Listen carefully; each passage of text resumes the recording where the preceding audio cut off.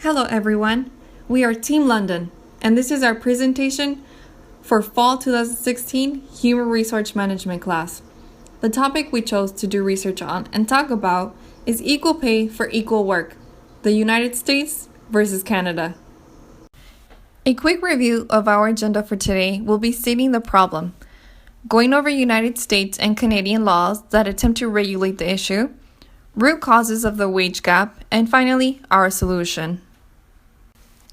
The problem within these two countries is that despite continued progress over the years and our efforts to diminish unequal pay based on gender, the practice of unequal pay still exists today. In the United States, women earn on average 77 cents on the dollar compared to men, and unfortunately, in Canada, it's worse. Women earn on average 66.7 cents on the dollar compared to men. Out of 34 democratic countries listed in the Organization for Economic Cooperation and Development, also known as the OECD, Canada is listed as having the 7th highest gender wage gap, while in the United States, it is listed as the 12th highest.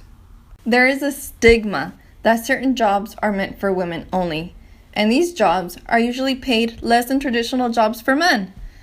Many women choose to enter low-wage professions and industries. It is mostly women that take more time off or work fewer hours in order to care for the children or a family member. Most people who work part-time are women. This is mainly attributed to the social pressure for women to carry the bulk of domestic responsibilities. Women are also less likely to negotiate their wages or ask for raises.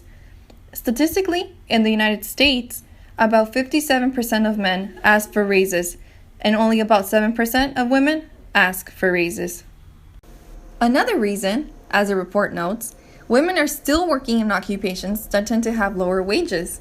In their example, 97% of men are truck drivers and make a median annual wage of $45,000 a year, while childhood educators are 97% predominantly women and make a median annual wage of $25,000 a year. In the United States, on average, a female earns 77 cents for every dollar earned by a male. If we look at things in terms of cents, based on analysis from the United States Bureau of Labor and Statistics, 12 cents is explained by the industry and occupation that females are hired in. 2 cents is explained by their education and workplace experience. 6.5 to 7.5 cents is explained by other, which account for the hours they work and time they have worked. And 1.5 to 2.5 cents remains unexplained, which is largely due to discrimination. That portion makes up about 6 to 12%.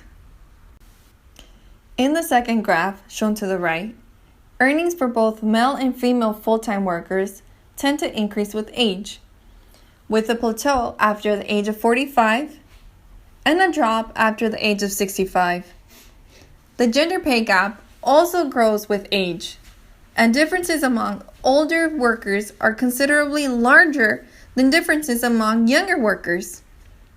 The wage gap is a lot smaller in people of a younger age, with only an 8% within the ages of 20 to 24, and a 10% gap within the ages of 25 to 34.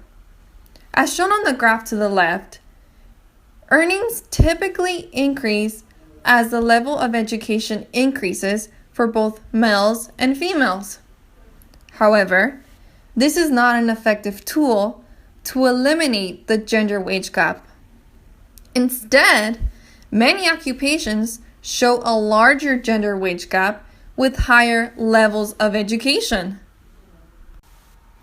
In the United States, females make up a disproportionate amount of workers as teachers, maids, and nurses, and yet a gap still persists. Males tend to make up a disproportionate amount of workers as truck drivers, hand laborers, and software developers. These male-dominated industries are usually paid more than the female-dominated industries. The highest gender wage gap is found in the financial industry, with a 65% gap between males and females, where females make up half of the workers.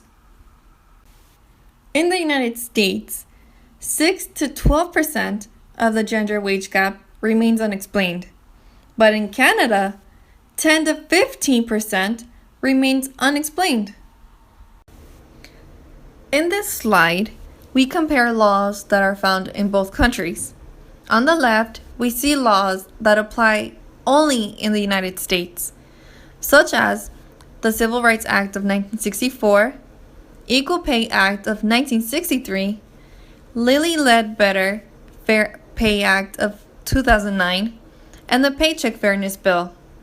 On the right, these are laws that apply only to Canada, which are the Pay Equity Act of 1987, Employment Equity Act of 1998, and the Canadian Human Rights Act of 1985.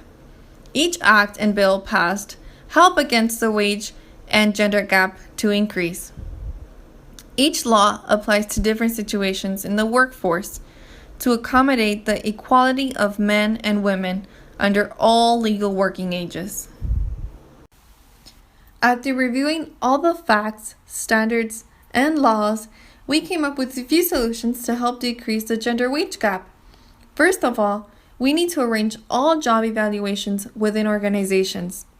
Secondly, we need to get rid of all stereotypes concerning male and female jobs. We also need to encourage women to pursue STEM careers. And we need to train women not to be afraid or to stay quiet when negotiating wages.